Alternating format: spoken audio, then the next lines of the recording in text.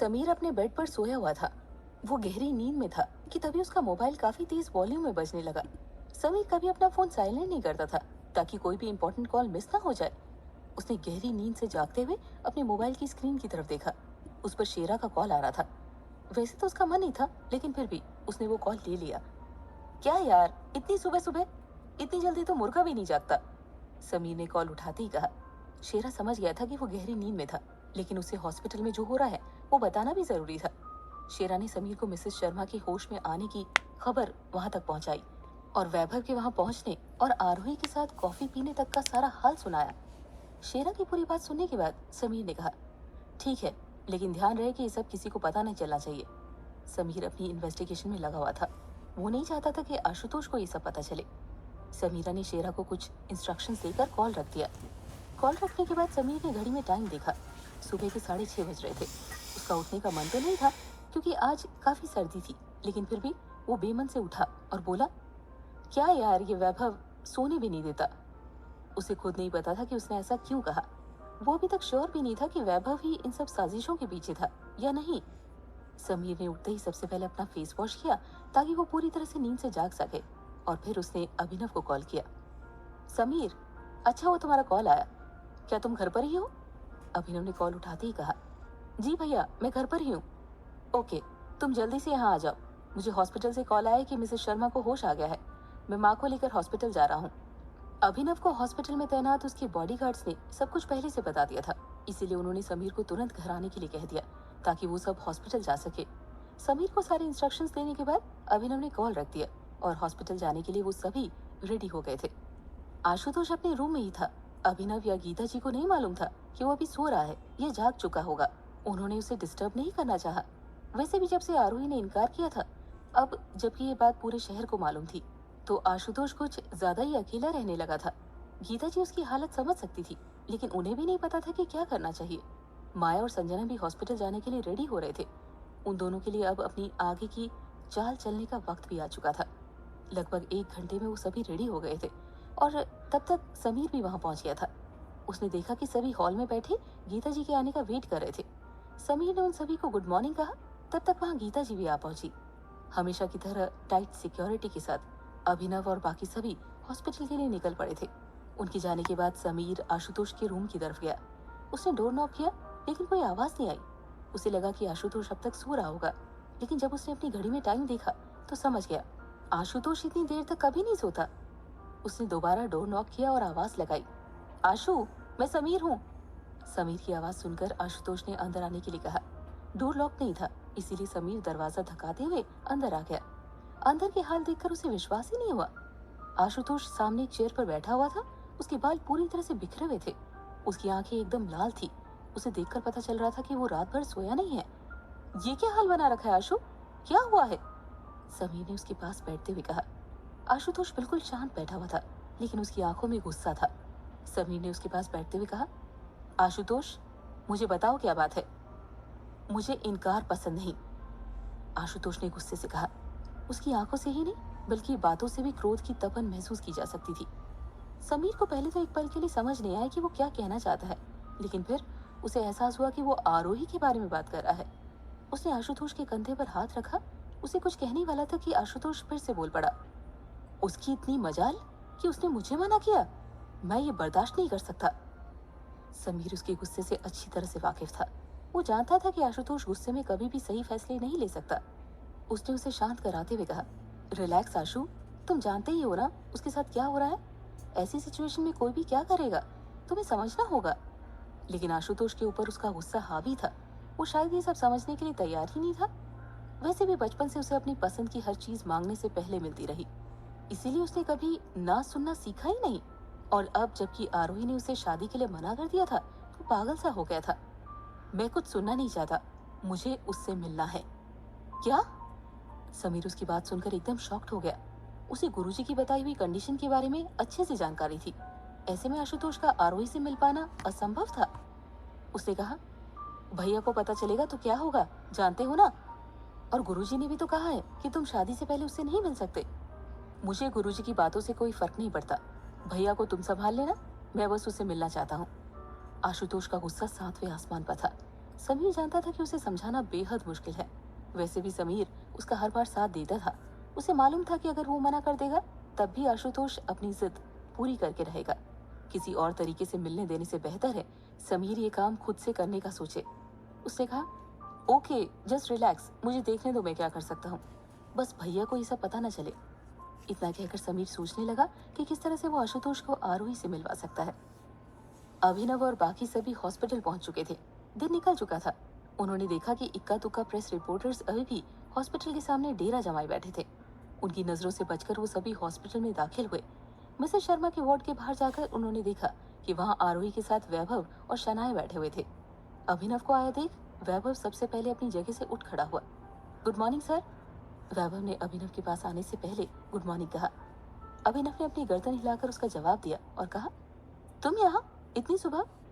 Sir वो मैंने office से कुछ दिन की छुट्टी ली है ताकि आरोही की और राजेश सर की थोड़ी हेल्प कर सकूं। वैभव ने कहा। अभिनव पहले से जानते थे कि वैभव के राजेश जी के साथ अच्छे संबंध है। उन्होंने कहा, गुड, अच्छा किया। ऐसे हालात में तुमने अच्छा डिसीजन लिया है। हम मिसेस शर्मा को देख कर आते हैं। इतना कहकर अभिनव, गीता जी और माया तीनों अंदर चले गए, लेकिन संजना वहीं खड़ी रही। वो आरोही को घूर कर देख रही थी और आरोही को थोड़ा अजीब सा फील हो रहा था। स्थिति इस प्रकार थी कि आरोही एक तरफ खड़ी थी और उसके साथ शनाया भी खड़ी थी। शनाया उन दोनों को घूर रही थी। हाय, शनाया ने उसे काफी देर तक घूरते रहने के बाद कहा। संजना ने उसे कोई जवाब नहीं दिया और उसकी तरफ देखने लगी। संजना को अपनी तरफ घूरता देख शनाया ने कहा, मेरा नाम शनाया है और तुम्हारा? संजना ने उसकी बात सुनकर भी कोई रिप्लाई नहीं दिया और अजीब तरीके से देखते हुए उसने अपनी नजरें आरोही की तरफ की और कहा, तुम जरूर आरोही होगी, राइट? आरोही को समझ नहीं आ रहा था कि वो क्या कहना चाहती है। ये उन दोनों की पहली मुलाकात थी। उसने सिर्फ हाँ में अपनी गर्दन हिला दी। मेरा नाम संजना है, हम जल्द ही मिलेंगे। इतना कहकर संजना भी आईसीयू की तरफ चली गई। आरोही और शनाया उसे ज्यादा देखते रहे और जब वो अंदर चली गई उसके बाद शनाया ने कहा, वो सच में अजीब थी या मुझे ऐसा लगा? उसकी बात सुनकर आरोही को हल्की सी हंसी आ गई। शनाया हर सिचुएशन पर ऐसे अजीब सवाल करके आरोही को हंसा देती थी। आरोही इसकी बात सुनकर मुस्कुराते हुए दोबारा अपनी जगह पर बैठ गई। अभिनव और बाकी सभी मिसेस शर्मा के पास खड़े थे। राजेश जी वहीं बैठे थे। वैसे तो इतने सारे लोगों को उनसे मिलने देना अलाउड नहीं था और ये पेशेंट्स के लिए भी ठीक नहीं था, लेकिन अभिनव को मना करने की हिम्मत तो किसी की भी नहीं थी। अभिनव ने देखा कि मिसेस शर्मा की हालत अब पहले से बेहतर लग रही है।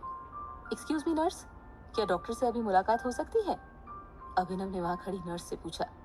नर्स ने उन्हें बताया कि इमरजेंसी ड्यूटी वाले डॉक्टर अभी अवेलेबल हैं, जिन्होंने होश में आने के बाद मिसेस शर्मा को अटेंड किया था।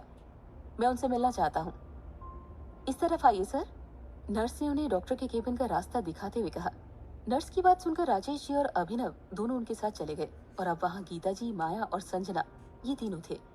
उन सबके जाने के बाद गीता जी ने वहाँ बैठते हुए पूछा, अब आप कैसा महसूस कर रही हैं मिसेस शर्मा? ममता जी ने उनकी तरफ देखते हुए कहा, पहले से बेहतर। अब वो ऑक्सीजन सपोर्ट पर नहीं थी, लेकिन उनका चेहरा पहले की तरह शाइनिंग नहीं था। इतने दिन बेहोश रहने के बाद उनके चेहरे की रंगत फीकी पड़ चुकी थी, लेकिन उनकी आंखों में उम्मीद अभी भी थी। गीता जी पूरी आत्मीयता के साथ उनसे बातें कर रही थी और वहीं पास में खड़ी माया इस इंतजार में थी कि कब उसे मौका मिले, कब वो अपनी प्लानिंग की प्रोग्रेस चेक कर सके। वहीं बाहर बैठे वैभव ने जब देखा कि अभिनव और राजेश जी नर्स के साथ डॉक्टर से मिलने जा रहे हैं, तो वो भी उनके साथ हो लिए। वैभव के जाते ही आरोही और शनाया ने अंदर जाने का फैसला किया। आरोही और शनाया वहां से उठकर जैसे ही अंदर एंटर हुए, मिसेस शर्मा और गीता जी का ध्यान उनकी तरफ चला गया। माया के लिए एक रिस्की मौका था जब उसने अपने प्लान के सही जाने की पुष्टि की थी। उसने उन सबकी नजरें बचाकर अपना हाथ मिसेस शर्मा के सर के नीचे रखी तकिए के नीचे डाला और एक बार चेक कर लिया। ये सब उसने इतनी जल्दी किया कि किसी को कुछ समझने का मौका ही नहीं मिला। अपने प्लान को सही जाता देख उसके चेहरे पर मुस्कान आ गई थी। मिसेस शर्मा के होश में आने की बात से अनजान मनीष तैयार होकर ऑफिस पहुंचा। वो आज काफी जल्दी ऑफिस आ गया था, जबकि अभी तक पूरे लोग आए भी नहीं थे। उसने उस डील वाली फाइल को निकाला और उसमें से ऐसा कुछ ढूंढने लगा जिसे वो आशुतोष के खिलाफ इस्तेमाल कर सके। उसने जैसे ही फाइल को ओपन किया, उसकी आंखों के सामने एकदम से रागिनी का चेहरा आ गया। मनीष ने एकदम से अपने सर पर हाथ रखा। उसके सर में अभी भी हल्का दर्द था। उसने दोबारा अपना ध्यान उस फाइल में लगाने की कोशिश की, लेकिन उसे रह रहकर रागिनी का मासूम चेहरा दिख रहा था। वो काफी देर तक कोशिश करता रहा, लेकिन उसे बस नाकामी ही हाथ लगी। उसे गुस्सा आने लगा था। उसने उस फाइल को बंद कर दिया, अपनी रिवॉल्विंग चेयर पर सर टिकाकर अपनी आंखें बंद कर ली। दिस इज चीटिंग भाई, आपकी आंखें खुली हुई थी, मैंने देखा। रागिनी ने मनीष से कहा। वो दोनों उसके दिल्ली वाले घर में थे, जो कि एक आलीशान सा बंगला था और दिल्ली के सबसे पॉश इलाके जोरबाग में था। ये एरिया सफदरगंज मकबरे के पास स्थित था और यहाँ दिल्ली के सबसे अमीर घराने के लोग ही रहते थे। मनीष और रागिनी इस वक्त अपने घर के बैक पोर्शन में बैठे थे, जहाँ एक बागीचा बना हुआ था और पोर्च के नीचे बैठने के लिए आरामदायक चेयर्स रखी हुई थी। मनीष जिस जगह बैठा था उसके सामने टेबल पर एक बड़ा सा मैप रखा था और रागिनी उसके सामने खड़ी थी। मनीष ने रागिनी की तरफ हंसते हुए देखा और कहा, अरे मेरी आंखें सच में बंद थी। आप झूठ बोल रहे हो भैया, you are a cheater. Ragini ने मनीष को चिढ़ाते हुए कहा, लो जी, अब हमारी छोटी बहन को लगता है कि हम चीटर हैं। क्या जमाना आ गया है। तुम ही बताओ क्या करें अब हम। मनीष ने थोड़ा बनते हुए रागिनी से कहा। रागिनी ने एक काली पट्टी ली और मनीष को दिखाते हुए बोली, मुझे पता है भाई, आप बर्दाश्त नहीं कर सकते कि मैं आपसे दूर जाऊं, लेकिन आप चीटिंग कर रहे हो। लेकिन ये मेरी वेकेशन का सवाल है, तो मुझे कोई रिस्क नहीं लेना। ऐसे कहकर रागिनी ने वो पट्टी मनीष की आंखों पर बांधना शुरू किया। मनीष ने उसका विरोध तो नहीं किया, लेकिन उसने रागिनी से कहा, देखो रागिनी, अगर वेकेशन ही मनाना है तो तुम कहीं पर भी जा सकती हो, आसपास जा सकती हो। तुम्हें पता है रणथंभौर कितनी बढ़िया जगह है। मनीष उसे मनाने की कोशिश कर रहा था, वो आसपास की कहीं घूमने का प्लान करे ताकि वो सेफ रह सके। वो अपनी छोटी बहन को कभी तकलीफों में नहीं देख सकता था। लेकिन रागिनी ने उसकी बात नहीं सुनी और कहा, भाई हम पहले डिसाइड कर चुके हैं कि इस बार वेकेशन की जगह आप चुनोगे, वो भी बिना देखे। मैप में जिस जगह आपकी उंगली जाएगी मैं वहीं जाऊंगी वेकेशन मनाने। मनीष जानता था कि रागिनी काफी जिद्दी है, लेकिन वो सबकी लाडली भी थी और मनीष उसकी हर ख्वाहिश किसी भी कीमत पर पूरी करता था। उसने हंसते हुए कहा, अच्छा बाबा, मैं चुनता हूँ। नो मिस्टर मनीष राठौड़, अब आपको मैप से नहीं बल्कि ग्लोब में चुनना होगा। मुझे पता है आप मैप में फिर से चीट करोगे और मैं कोई रिस्क नहीं ले सकती। रागिनी ने इतना कहकर मनीष के सामने एक ग्लोब रख दिया। उसके हाथ पकड़कर उसे ग्लोब से टच करवा दिया। मनीष अब फंस चुका था और वो बिल्कुल नहीं चाहता था कि रागिनी अकेली इंडिया से बाहर जाए। हालांकि उसके फ्रेंड जरूर उसके साथ जा रहे थे, लेकिन मनीष अपनी बहन के प्रति बहुत ज्यादा ही प्रोटेक्टिव था। उसने अपनी आंखों से पट्टी हटाते हुए कहा, अब तुम चीटिंग कर रही हो। ग्लोब की कोई बात नहीं हुई थी, मुझे मैप से चूज करना था। नो भाई, मैं आपसे बात नहीं करूंगी। आप मेरा वेकेशन प्लान खराब कर रहे हो। रागिनी एकदम बच्चों की तरह रूठते हुए वहां से जाना चाहती थी। उसे नाराज होता देख मनीष जी उठकर उसके पीछे दौड़े। रागिनी सुनो, रागिनी। उसके बाल खुले हुए थे, पूरी तरह से बिखरे थे। उसकी आंखों में लगा काजल पूरी तरह से बिखरा हुआ था। उसे मनीष की तरफ देखते हुए पागलों की तरह कहा, देखो भाई, ये लोग मुझे चॉकलेट भी नहीं देते, सब लोग मुझे पागल कहते हैं। और ऐसे कहकर रागिनी पागलों की तरह हंसने लगी। मनीष एकदम से डर गया। घबराकर उसने अपनी आंखें खोली। उसके चेहरे पर पसीना था। उसने देखा वो अपने ऑफिस में बैठा हुआ है और वो अपनी रिवॉल्विंग चेयर पर रखकर अपनी बीती यादों में चला गया था। उसने अपने दोनों हाथों को टेबल पर रखा और अपना सर दबाते हुए दोबारा उस फाइल पर नजर डालने लगा।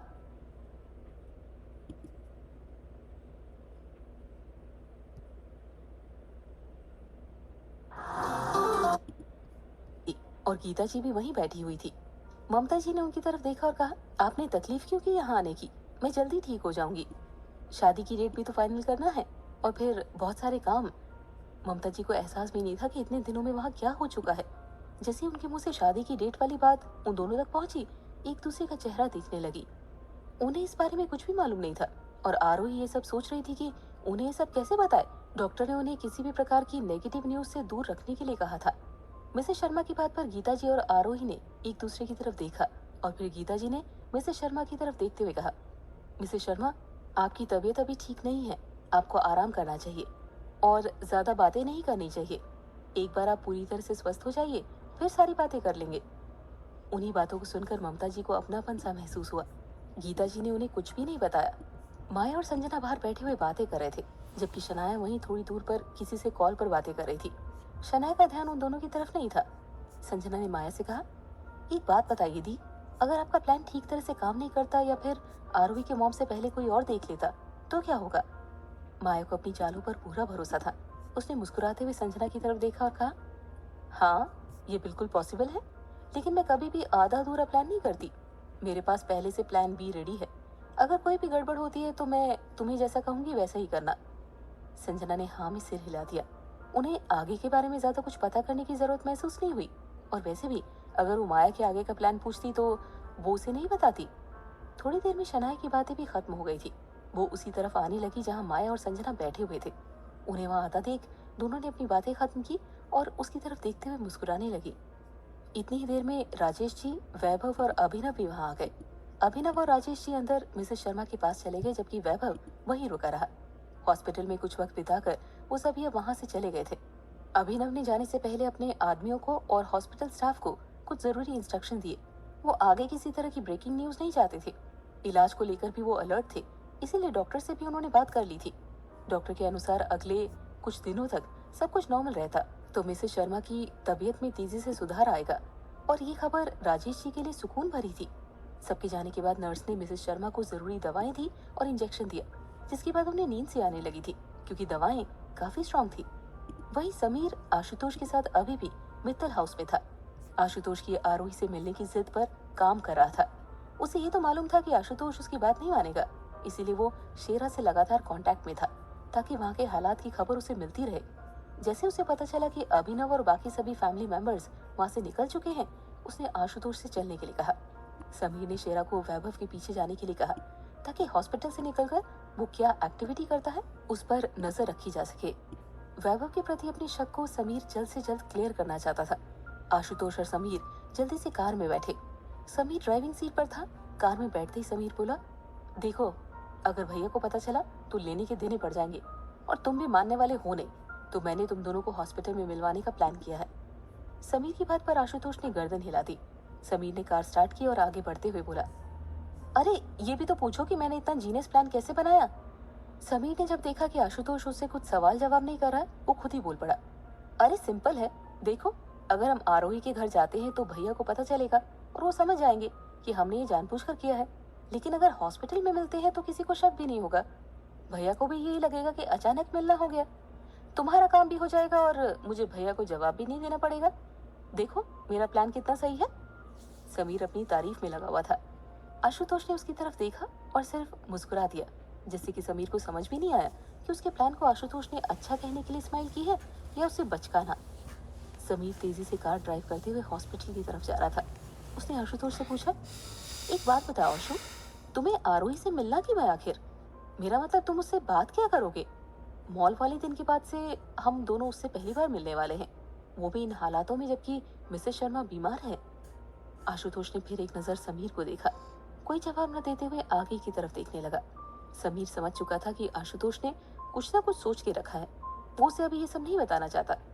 उसे भी इस बात का बुरा लग रहा था कि जब से आरोही ने शादी से इनकार किया है, तब से आशुतोष कुछ ज्यादा ही गुमसुम सा नजर आ रहा है। उसे यकीन था कि एक बार तो वो आरोही से बात कर लेगा तो सब कुछ सॉल्व हो जाएगा, इसीलिए वो ये रिस्क लेने के लिए तैयार हो गया था। वो दोनों तेजी से हॉस्पिटल की तरफ जा रहे थे। वहीं हॉस्पिटल में आरोही किसी बात को लेकर राजेश जी और शनाया से एग्री नहीं थी। नो डैड, मैं घर नहीं जाऊंगी, अब मैं मॉम के साथ ही रहूंगी और उनके साथ ही घर जाऊंगी, आरोही ने अपने डैड से साफ कह दिया था। उसकी बात सुनकर राजेश जी मुस्कुराए और बोले, आज भी उतनी जिद्दी हो जितनी बचपन में थी। ऐसा कहते हुए राजेश जी मुस्कुरा रहे थे। आरोही उनकी तरफ बच्चों की तरह देखने लगी। आरोही की मासूमियत पर राजेश जी को इस वक्त बड़ा प्यार आ रहा था। उन्होंने उसे समझाते हुए कहा, सुनो आरोही बेटा, तुम्हारी मॉम का भी इंजेक्शन दिया है और नर्स ने बताया कि उन्हें आराम की जरूरत है। तुम्हें भी घर जाकर थोड़ा आराम कर लेना चाहिए, ताकि शाम को तुम अपनी मॉम से अच्छे मूड से मिल सको। वैसे भी तो मैं यहाँ हूँ ही। राजेश जी की बात सही थी, लेकिन आरोही तब भी मान नहीं रही थी। उसने कहा, नहीं डैड, मैं भी यहीं आपके साथ वेट करूंगी। जब भी मॉम की नींद खुलेगी तब मैं यहीं रहना चाहती हूँ। आरोही की बात सुनकर राजेश जी कुछ कह न सके, लेकिन शनाया ने कहा, अंकल ठीक कह रहे हैं आरोही, तुम्हें घर जाना चाहिए। मैं भी अभी यही हूँ, टेंशन लेने की कोई जरूरत नहीं है। आरोही को काफी देर समझाने के बाद शनाया ने उसे आखिरकार कन्विंस कर ही लिया था। राजेश जी चाहते थे कि शनाया भी आरोही के साथ घर चली जाए, लेकिन आरोही आखिरकार इसी बात पर राजी हुई थी कि वो अकेली घर जाएगी और शनाया वहाँ कुछ देर रुकेगी। सारी बातें क्लियर हो जाने के बाद आरोही घर जाने के लिए रेडी थी। वहीं समीर और आशुतोष भी अपनी कार से हॉस्पिटल पहुंच चुके थे। समीर ने कार एक तरफ रोककर पहले वहां आसपास का माहौल देखा। वो नहीं चाहता था कि आशुतोष किसी भी मीडिया पर्सन की नजर में आए। पूरे इत्मीनान कर लेने के बाद उसने कार पार्क की। अगर पड़ती वो वापस मुड़कर शनाया की तरफ जाने लगी। आशुतोष भी उस तरफ ही जा रहा था, लेकिन तभी मिसेस शर्मा का इलाज करने वाले डॉक्टर की टीम में से एक डॉक्टर वहां से गुजर रहे थे। उन्होंने जब आशुतोष को वहां देखा, उनके पास आते हुए बोला, अरे मिस्टर मित्तल, आप? अभी कुछ देर पहले ही अभिनव जी आए थे। आशुतोष ने देखा कि डॉक्टर ने काफी तेज उसका नाम लिया था और वो किसी की नजर में नहीं आना चाहता था। उसने डॉक्टर से कहा, जी मुझे मालूम है, मैं बस मिसेस शर्मा को देखने के लिए आया हूँ। समीर ने देखा, लेकिन जब शनाया ने उसे पूरी बात बताई तो उसे भी ओवर एक्सपेक्टेशंस पर पूरी हंसी आ गई थी। शनाया ने उससे कहा, टेंशन मत लो, अब सब कुछ ठीक है, जल्दी हम सब आंटी को लेकर घर चलेंगे। आरोही को शनाया की बातें सुनकर काफी अच्छा लगा। उसने शनाया को हक कर लिया। दोनों कुछ देर यूं ही गले मिलती रही। फिर शनाया ने उससे कहा, एक बात बताओ, जब आंटी को पता चलेगा तुम्हारी शादी का, तब क्या होगा? ये बात आरोही के दिमाग में भी थी। उसने इस बारे में सोचा भी था। डॉक्टर के कहे अनुसार ममता जी को अभी भी किसी तरह की परेशानी नहीं होनी चाहिए, उनको किसी बात का धक्का नहीं लगना चाहिए। आरोही ने शनाया से कहा, मुझे नहीं पता कि मॉम कैसे रिएक्ट करेगी, ये भी नहीं जानती कि उन्हें ये सब कैसे बताऊंगी। अभी के लिए ध्यान रखना होगा कि उनको ये सब पता न चले।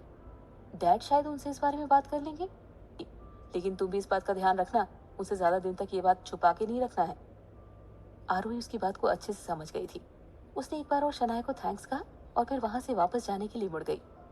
आरोही और आशुतोष कुछ दूरी पर थे, लेकिन जैसी आरोही वापस उसकी तरफ मुड़ी, तब तक आशुतोष और समीर वहां की भीड़ को इग्नोर करते हुए डॉक्टर के साथ उनके केबिन की तरफ जाने लगे। कुछ सेकंड के फासले से आज आशुतोष और आरोही एक दूसरे के सामने आने से बच गए थे। गुरुजी की कही बात अभी तक कायम थी। गुरुजी ने अभिनव से पहले ही कहा था कि अगर शादी से पहले उन दोनों का आमना सामना हो गया तो बहुत बड़ी विपत्ति आ सकती है। फिलहाल के लिए विपत्ति आने से टल गई थी, लेकिन इस बात की कोई गारंटी नहीं थी कि इस तरह वो कब तक बच सकते हैं।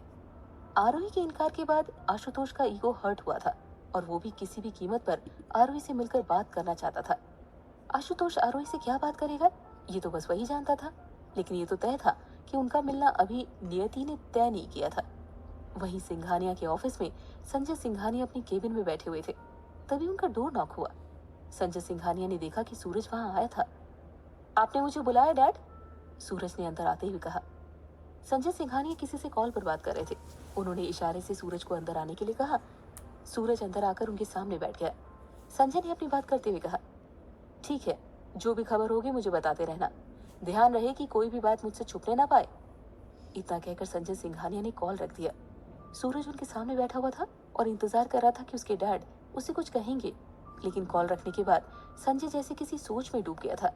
सूरज ने कुछ देर उन्हें ऐसे देखा, फिर कहा, डैड, आपने मुझे बुलाया?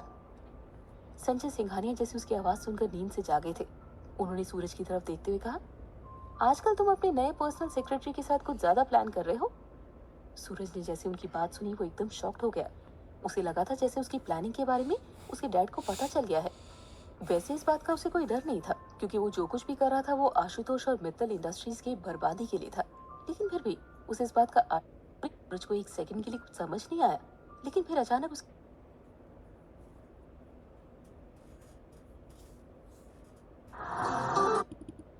क्योंकि मॉम को होश आ गया। अब बस वो जल्दी से घर आ जाए, फिर सब कुछ पहले जैसा हो जाएगा। आरोही ने, बढ़ो। समीर आशुतोष के मजे ले रहा था, लेकिन आशुतोष की सच में हालत खराब थी। उसे तो लग रहा था जैसे वो किसी जंग पर आया हो। उसने समीर की तरफ देखा और कहा, मैं बात क्या करूंगा? जैसे आशुतोष के मुंह से समीर ने ये सुना, वो कुछ सेकंड के लिए उसे देखता रह गया। उसे थोड़ा और ड्रामा करते हुए उसके माथे पर हाथ रखते हुए कहा, तुम्हारी तबीयत तो ठीक है ना? खैर ना भी हो तो क्या हुआ, हम हॉस्पिटल में ही है। तुम मुझे यहाँ लेकर आए हो आशुतोष मित्तल, और अब मैं बताऊं कि तुम्हें क्या करना है, क्या कहना है। समीर अपनी बात कहने के बाद हंसने लगा, जैसे वो उसका मजाक उड़ा रहा हो। आशुतोष के लिए पल अजीब था। उसके लिए तो ये एहसास भी नया सा था। उसने समीर से कहा, मुझे ताने तुम बाद में भी दे सकते हो समीर, फिलहाल मुझे बताओ कि क्या करना चाहिए। समीर को अब आशुतोष की हालत पर हंसी आने लगी थी। वो अपनी हंसी दबाते हुए बोला, अब समझ आया, तुम्हारी कोई गर्लफ्रेंड क्यों नहीं है। यही हाल रहा तो लाइफ टाइम सिंगल रह जाओगे दोस्त। चलो कोई बात नहीं, मैं ही कुछ करता हूँ। ऐसा कहते हुए समीर उसके पास से आगे बढ़कर उस तरफ जाने लगा जहाँ शनाया बैठी थी। राजेश जी वहां दिखाई नहीं दे रहे थे, जिसका मतलब था कि वो मिसेस शर्मा के पास होंगे। थोड़ा घबराया हुआ समीर भी था, लेकिन उसे किसी तरह आरोही से बात करना ही था, इसीलिए वो खुद को रिलैक्स करता हुआ आगे बढ़ा और वहां पहुंचकर उसने कहा, एक्सक्यूज मी आरोही। शनाया का चेहरा नीचे की तरफ था। वो मोबाइल में कुछ कर रही थी। जैसे समीर की आवाज उसके कानों में पड़ी, उसने चेहरा ऊपर किया। समीर जिसे आरोही समझ रहा था वो शनाया निकली। जैसे शनाया ने अपनी गर्दन ऊपर की, उसने देखा कि वही हैंडसम और डैशिंग इंसान उसके सामने खड़ा है। जिसे उसने मॉल में देखा था। शनाया उसे देखते हुए खड़ी हो गई। उनकी नजरें आपस में मिली। समीर और शनाया दोनों की हालत अब एक जैसी थी। वो दोनों एक दूसरे को देख रहे थे और किसी की जुबान से एक शब्द भी नहीं निकला। समीर को शनाया की आंखें अभी तक याद थी, जिनमें उसने झील सी गहराई देखी थी। उस दिन मॉल में जब दोनों की नजरें आपस में टकराई थी, तब भी कुछ सेकंड्स के लिए यही एहसास उनके दिलों में जागा था। और आज उस एहसास को जब दोबारा जीने मिला तो दोनों इसमें खो गए थे। समीर एक मस्त मौला टाइप का इंसान था और दिखने में बेहद आकर्षक था। उसकी बातें बहुत प्यारी थी, जो कि किसी का दिल जीत ले। लेकिन आज वो बस चुपचाप अपने सामने खड़ी शनाया के हुस्न का दीदार कर रहा था। आज उसका जाम शनाया के आगे फीका पड़ चुका था। आशुतोष अभी भी अपनी जगह पर खड़ा था। उसे शनाया का चेहरा नहीं दिख रहा था, इसीलिए वो उसे अभी भी आरोही समझ रहा था। आशुतोष को समझ नहीं आ रहा था कि समीर और आरोही दोनों एक दूसरे को बस देखे जा रहे हैं। उसने तो समीर को बात करने के लिए भेजा था। आशुतोष कंफ्यूज होता हुआ उन दोनों के पास जाकर खड़ा हो गया। उसे पता चला कि वो आरोही की फ्रेंड शनाया है। आशुतोष के वहां पहुंच जाने के बाद भी समीर और शनाया ने कुछ रिएक्शन नहीं दिया, क्योंकि वो एक दूसरे में खोए हुए थे। उन्हें एहसास भी नहीं हुआ कि कोई उनके आसपास खड़ा है। वो बस अपनी ही धुन में थे। शायद ये पहली नजर का प्यार था जो उन दोनों के लिए नया था। आशुतोष ने समीर को आवाज दी, लेकिन समीर ने सुना ही नहीं। आशुतोष ने फिर समीर को एक जोरदार कोहनी मारी, जिससे वो एकदम जैसे नींद से जागा, हड़बड़ा सा गया। हाँ, क्या हुआ? मैं यही हूँ, समीर ने एकदम से घबराते हुए कहा। और आशुतोष उसकी तरफ देखने लगा। शनाया भी जैसे अपनी दुनिया में लौट आई थी और गला साफ करते हुए बोली, जी आपने मुझसे कुछ कहा? समीर उसकी तरफ देखते हुए बोला, हाँ नहीं, मेरा मतलब, सॉरी, वो हमें लगा कि आप आरोही हो। ओ, तो आप आरोही से मिलने आए हैं? सॉरी, मेरी वजह से आपको निराशा हुई, शनाया ने बातों को थोड़ा घुमाते हुए कहा। वैसे तो शनाया इतनी स्ट्रेट फॉरवर्ड थी कि वो हर बात साफ लफ्जों में कह देती थी, लेकिन समीर के सामने, उसके सामने आते ही बातों को घुमाने का नया हुनर सीख लिया था उसने। उसे खुद भी ऐसा कहने के बाद आश्चर्य हुआ कि ये कला कब सीख गई। शनाया की बात सुनकर समीर ने फिर हड़बड़ाते हुए कहा, नहीं, हम तो बस ऐसे ही, मतलब हम तो बस मिसेस शर्मा को देखने आए थे, तो आपको देखकर लगा कि आरोही है। समीर अब सच में कंफ्यूज था कि क्या कहे और क्या नहीं। आशुतोष उसे हकलाते हुए बात करते हुए देख रहा था। उसे भी समीर की हालत पर हंसी आ रही थी, लेकिन फिलहाल उसे आरोही से मिलना था और उससे बात करनी थी। उसने उन दोनों को अपने हाल पर छोड़ दिया और आईसीयू के अंदर चला गया, इस उम्मीद में कि आरोही उसे अंदर मिलेगी। शनाया को पता नहीं ये हुनर कहाँ से मिला था, लेकिन वो समीर के मजे लेने लगी। उसने कहा, ओह, तो आप आंटी जी से मिलने आए हैं और आपको लगा कि मैं आरोही हूँ? तब तो सच में आपको ये जानकर निराशा हुई होगी ना? सॉरी। अरे, आप सॉरी क्यों कह रही है? मैं तो सबसे मिलने आया हूँ। वो तो आशुतोष मिसेस शर्मा से मिलने आया है। समीर को अब कोई जवाब नहीं सूझ रहा था। उसके माइंड में जो कुछ भी आ रहा था वो बस बोले चले जा रहा था। उसकी हालत देखकर शनाया मन ही मन हंस रही थी। आशुतोष ने अंदर जाकर देखा कि वहां सिर्फ राजेश जी बैठे थे। उसे आरोही कहीं नजर नहीं आई। राजेश जी उसे देखकर अपनी जगह से खड़े हो गए। आशुतोष उनसे आरोही के बारे में पूछ नहीं सकता था, इसीलिए वो मिसेस शर्मा के हालचाल पूछने लगा, लेकिन उसकी नजरें लगातार बस आरोही को ढूंढे जा रही थी। अभिनव और बाकी सभी अब मित्तल हाउस पहुंच चुके थे। माया और संजना जहां अपने आगे के प्लान के बारे में काम कर रहे थे, वहीं अभिनव और गीता जी को इस बात की टेंशन थी कि अब आगे क्या होगा। अभिनव ने गीता जी को गुरुजी के बारे में पहले बता दिया था, तो अब वहां जाने का ऑप्शन भी नहीं था। गीता जी इसी उधेड़बुन में थी कि वो आगे क्या करे, जिससे आरोही अपना फैसला बदल दे। वहीं अब उनके दुश्मनों को भी पता लग चुका था कि मिसेस शर्मा को होश आ गया है, और वो सभी इस इंतजार में थे कि नया क्या ड्रामा होने वाला है। सूरज को संजय सिंघानिया ने ये बात बता दी थी कि वो मनीष के साथ बैठकर डिस्कस कर रहा था। वहीं इन सब से बेखबर आरोही बस अपनी दुनिया में मस्त थी। वो शाम के इंतजार में थी जब वो अपनी मॉम से मिलेगी और फिर उनसे ढेर सारी बातें करेगी। उसने किसी तरह, आप घर जाकर रेस्ट कीजिए और ध्यान, उनका घर एक शांत कॉलोनी में था, इसीलिए वहां ज्यादा लगातार आंसू बह रहे थे। उन्हें ऐसा लगने लगा जैसे उनके घर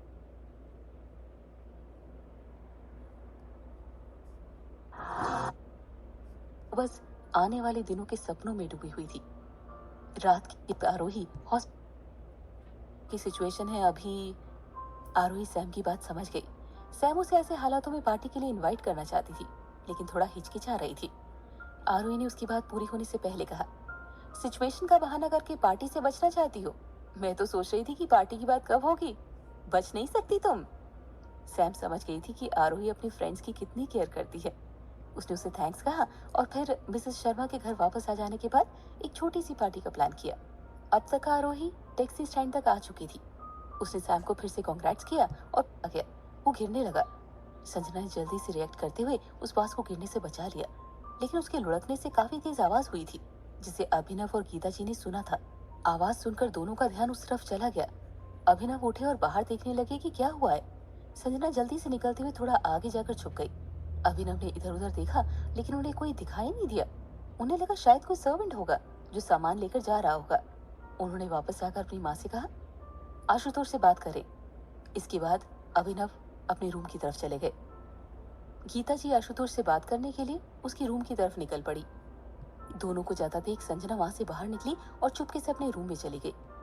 वहीं आरोही हॉस्पिटल पहुंच चुकी थी। राजेश जी अभी भी मिसेस शर्मा के पास ही बैठे थे। वो इस वक्त नींद में थी। आरोही अपनी मॉम को सुकून से सोता देख काफी खुश लग रही थी। अब मुझे घर निकलना चाहिए। तुमसे एक बात करनी है आरोही, क्या हम थोड़ी देर बाहर चलें? राजेश जी ने सोचा कि यही ठीक होगा, आरोही से एक बार बात कर ली जाए।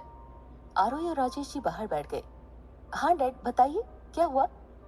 आरोही ने राजेश जी से पूछा। राजेश जी ने उसकी तरफ देखा और कहा, डॉक्टर कह रहे थे कि ममता की हालत में तेजी से सुधार आ रहा है, लेकिन सोचो तब क्या होगा जब उसे पता चलेगा कि तुमने शादी से इनकार कर दिया है। उसे कभी तो ये बात पता चलेगी ही ना। राजेश जी की बात सही थी, लेकिन आरोही ने इस बारे में सोचा भी था। उसने राजेश जी से कहा, डैड मैंने सोचा है इस बारे में। मॉम को पहले ठीक हो जाने देते हैं, जब वो घर आएगी तब हम उनसे इस बारे में बैठकर बात करेंगे। तब तक उन्हें ये सब पता भी नहीं चलने देना है। ठीक है, हम नहीं बताएंगे, लेकिन तुम्हें इस शादी से क्या प्रॉब्लम है? अगर कोई बात है तो तुम उसे शेयर कर सकती हो। आखिर तुम्हारी मॉम की बीमारी के लिए वो लोग जिम्मेदार तो नहीं हो सकते ना? राजेश जी ने आरोही को समझाते हुए कहा। आरोही ने कुछ नहीं कहा। राजेश जी ने आरोही की तरफ बड़े प्यार से देखा और कहा, देखो बेटा, तुम्हारी मॉम के ठीक होने के पीछे भी अभिनव और आशुतोष का ही हाथ है। उन्होंने यहाँ बड़े बड़े डॉक्टर्स को बुलवाया। तुम्हारी मॉम के इलाज का पूरा जिम्मा उन्होंने उठाया। ऐसा उनके लिए किया जाता है जिन्हें हम पसंद करते हैं।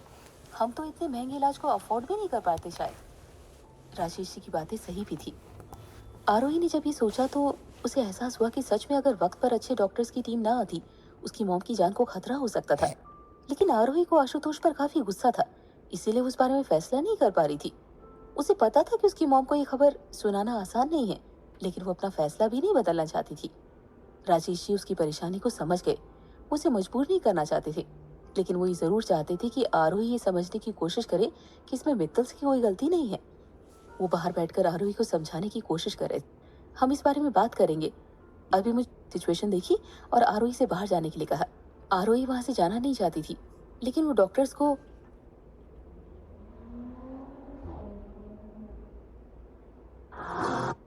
पहलू पर सोच विचार करने के बाद भी आरोही को समझ नहीं आया कि ऐसा करने वाला आखिर कौन हो सकता है। आरोही अपनी मॉम के पास बैठी हुई थी, उन्हें देख रही थी। अभी कुछ वक्त पहले तो उसे लगा था कि सब कुछ जल्दी ही ठीक हो जाएगा, वो अपने घर में होंगे और सब कुछ पहले जैसा होगा। लेकिन अब हालात कुछ और ही थे। उस न्यूज़पेपर कटिंग को देखने के बाद मिसेस शर्मा को एक गहरा शॉक लगा था। उन्हें इस बात का बुरा नहीं लगा कि हालात कैसे हैं, बल्कि उनके लिए आरोही का झूठ बोलना बड़ी बात थी। आरोही ने कभी अपनी मॉम से झूठ नहीं कहा था। उसे याद आ रहा था कि उसने आखिरी बात जो अपनी मॉम से छुपाई थी वो अनुकल्प के बारे में थी। आरोही आईसीयू के बाहर बैठी हुई अपनी मॉम के ठीक होने की प्रार्थना कर रही थी और राजेश जी उसके बगल में लेटे हुए थे। आरोही गणेश जी से बार बार प्रे कर रही थी, लेकिन उनके मन में डर भी था। डॉक्टर्स अभी भी ममता जी का इलाज करने में व्यस्त थे। वो अपनी भरपूर कोशिश कर रहे थे। आगे क्या होगा इस बात से अनजान आरोही बस वेट ही कर सकती थी। अभी तक आईसीयू से कोई बाहर था और वहां से चले गए, सर्वाइव कर सकती है, या फिर कुछ दिनों तक परेशान है। अगर कोई ऐसी बात है तो आप मुझसे। आरोही भी अपने होशो हवास में नहीं थी। बड़े दिन? अच्छा, परसों ही तो बात हुई थी। और वैसे भी 9 बजे सोकर उठने वाले अक्सर कॉल्स मिस कर देते हैं। कॉल की दूसरी तरफ से आवाज आई। शनाया समझ गई थी उसके भाई और मॉम की पहले बात हो चुकी है और मिसेस राठी ने उसे बताया होगा। सो बैड भैया, आज ही तो लेट उठी हूँ। वैसे भी आप कौन सा जल्दी उठते हो? शनाया अपने भाई के साथ मस्ती करने लगी, लेकिन तभी उसने कॉल की दूसरी तरफ से जो सुना उसके लिए सरप्राइज से कम नहीं था। शनाया लगभग अपने दोनों पैरों पर उछलते हुए बोली, क्या आप घर पर आ रहे हो छुट्टी लेकर? वाह! अपने भाई के घर आने की खबर सुनकर शनाया खुशी से झूमने लगी, लेकिन वो अब भी इस बात से बेखबर थी कि उसकी सबसे अच्छी फ्रेंड आरोही इस वक्त किन हालातों में है।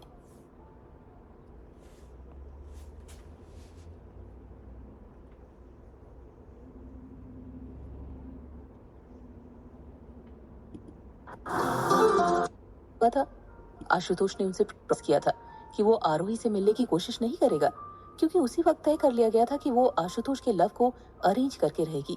और अब जबकि सारी परिस्थितियां अलग थी, तो उनके पास इसे निपटने के लिए कोई रास्ता नहीं था। गीता जी ने सबसे पहले यही निश्चय किया था कि उन्हें आरोही से मिलना चाहिए, ताकि उसे सिचुएशन में थोड़ी हिम्मत मिल सके। उन्होंने अभिनव से हॉस्पिटल चलने के लिए कहते हुए पूछा। उसे देखने लगी। शनाया ने गौर से उसे देखा और फिर लगभग चीख पड़ी। ये तो पुरानी न्यूज़ है, लेकिन इसका आंटी की तबीयत से क्या कनेक्शन है? ये पेपर कटिंग मुझे मॉम के पास से मिली जब उन्हें अटैक आया था। आरोही ने शनाया की बात का जवाब देते हुए कहा। तो तुम्हें शक है कि ये सब किसी ने जानबूझकर किया है? तुम्हें ये भी शक है कि आंटी को अटैक आने की वजह ये न्यूज़ है? शनाया ने उसकी बात को समझते हुए कहा। आरोही ने शनाया की तरफ देखा और कहा, शक नहीं है शनाया, बल्कि मुझे यकीन हो चला है। ये सब जो कुछ भी हमारे साथ हो रहा है, उसके पीछे कोई ना कोई है जो नहीं चाहता कि मॉम ठीक हो। आरोही की बात सुनकर शनाया भी हैरान थी। आरोही की बात में लॉजिक तो था और अब वो उनके पास ठोस सबूत भी था, लेकिन उन दोनों के लिए अब भी ये रहस्य था कि आखिर इन सब के पीछे कौन हो सकता है। शनाया ने आरोही के कंधे पर हाथ रखा और कहा, आंटी की किसी से दुश्मनी नहीं थी। वो तो किसी से ऊंची आवाज में कभी बात भी नहीं करती थी। फिर किसी को उनसे दुश्मनी कैसे हो सकती है? कौन हो सकता है वो? दुश्मनी मॉम से नहीं शनाया, मुझसे है। आरोही के आंसू अब सूख चुके थे, लेकिन उसके गालों पर सूखे हुए आंसुओं के दाग ये साफ बता रहे थे कि अब उसकी हालत घायल शेरनी की तरह हो चुकी है, जो पहले से ज्यादा खतरनाक बनने के लिए तैयार है। शनाया को समझ नहीं है कि आरोही किस दुश्मनी की बात कर रही है। शनाया उससे पूछना चाहती थी कि वो आखिर क्या कहना चाहती है और किस दुश्मनी की बात कर रही है, लेकिन तभी आरोही ने कहा, इन सब के पीछे सिर्फ एक ही इंसान हो सकता है, वो घमंडी आशुतोष मित्तल। मेरे इनकार को वो बचा नहीं पा रहा है, लेकिन उसने इस बार बहुत बड़ी गलती कर दी शनाया। वो अगर मुझे नुकसान पहुंचाता तो कोई बात नहीं थी, लेकिन उसने मेरी मॉम को नुकसान पहुंचाने की कोशिश की है। अब उसे मैं किसी कीमत पर छोड़ूंगी नहीं, उसे इसकी कीमत चुकानी पड़ेगी। आरोही की आवाज में एक दर्द था तो एक आत्मविश्वास भी। वो खतरनाक होने लगी थी। शनाया ने इससे पहले आरोही को कई बार गुस्से में देखा था, लेकिन इससे पहले वो कभी इतनी ज्यादा खतरनाक नहीं लगी थी। सच कहें तो शनाया को भी उससे डर लगने लगा था। उसने कहा, ये तुम क्या कह रही हो आरोही? हमारे पास कोई सबूत नहीं है, ये सब आशुतोष करवा रहा है। और मान लो अगर ये सच भी है तो उसकी पहुंच हमसे कहीं ज्यादा है, उस तक पहुंच पाना पॉसिबल नहीं है।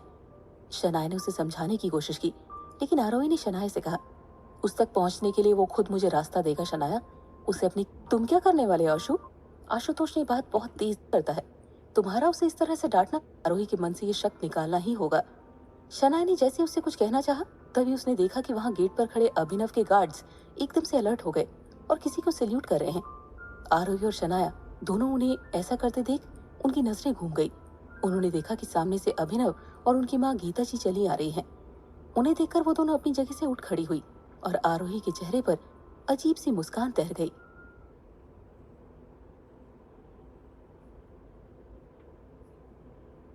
डियर लिसनर, अगला एपिसोड इस कहानी का आज का आखिरी फ्री एपिसोड होगा।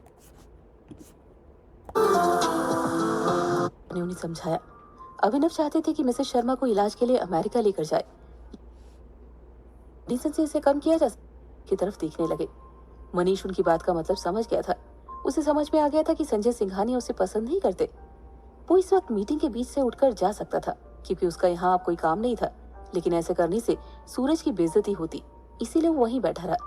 संजय सिंघानिया ने कुछ देर ही उन सभी के चेहरों की तरफ देखा और फिर बोले, मित्तल ग्रुप के शेयर्स लगातार गिरते जा रहे हैं। ऐसे में हमारे पास एक मौका है। अगर हमारा प्रोडक्ट अभी लॉन्च हो जाता है तो इससे मार्केट में लिक्विडिटी बढ़ेगी, हमारे शेयर्स प्रॉफिट में रहेंगे। मार्केट में कंपटीशन कम है तो हमें इसका फायदा उठाना चाहिए। संजय की बात सभी को ठीक लगी। इतने सालों का उनका बिजनेस का अनुभव इन्हीं सब बातों पर टिका हुआ था। उन्हें बिजनेस की बारीकियां मालूम थी और इतने सालों से इन सब चीजों को ऑब्जर्व करते हुए उन्हें पता था कि कब क्या किया जाना चाहिए। कोई शक नहीं कि सूरज से पिछली मुलाकात के वक्त अभिनव ने उन्हें एक अच्छा बिजनेसमैन क्यों कहा था। उनकी बात सुनकर वहां बैठे सभी मेंबर्स ने टेबल बजाते हुए उनकी बात का समर्थन किया। मिस्टर सूरज, लॉन्चिंग के लिए आपके क्या प्लान्स है, क्या आप बताना चाहेंगे? संजय सिंघानिया ने अपनी बेटी सूरज की तरफ देखते हुए कहा। उनकी बात सुनकर सूरज अपनी जगह से उठ खड़ा हुआ। उसने एक नजर मनीष की तरफ देखा और फिर चलता हुआ अपने डैड के पास जाने लगा। सूरज को उस वक्त आता देख संजय अपनी जगह पर बैठ गए और उसकी जगह सूरज ने ले ली। उसने एक नजर सभी के चेहरे की तरफ देखा और फिर अपनी पेन ड्राइव अटैच करके उन सबको अपनी प्लानिंग दिखाने लगा। इसी बारे में बात करने के लिए आगे पर बैठी हुई थी। उसकी गर्दन अभी भी पहले की तरह झुकी हुई थी। वो वहीं रुकी थी। आरोही ने अपना चेहरा ऊपर किया और कहा, मैं शादी के लिए तैयार हूँ, आप तारीख निकलवाइए। क्या? आरोही की बात सुनकर शनाया और गीता जी दोनों की आंखें खुली की खुली रह गई। उन दोनों को अपने कानों पर विश्वास नहीं हुआ कि अभी अभी आरोही ने शादी के लिए हाँ कही है, वो भी इन परिस्थितियों में जबकि उसकी मॉम की हालत पहले से भी बदतर है। गीता जी ने एक नजर शनाया को देखा। वो भी हैरान नजर आ रही थी। उन्होंने आरोही की तरफ देखकर कहा, ये तुम कह रही हो बेटा?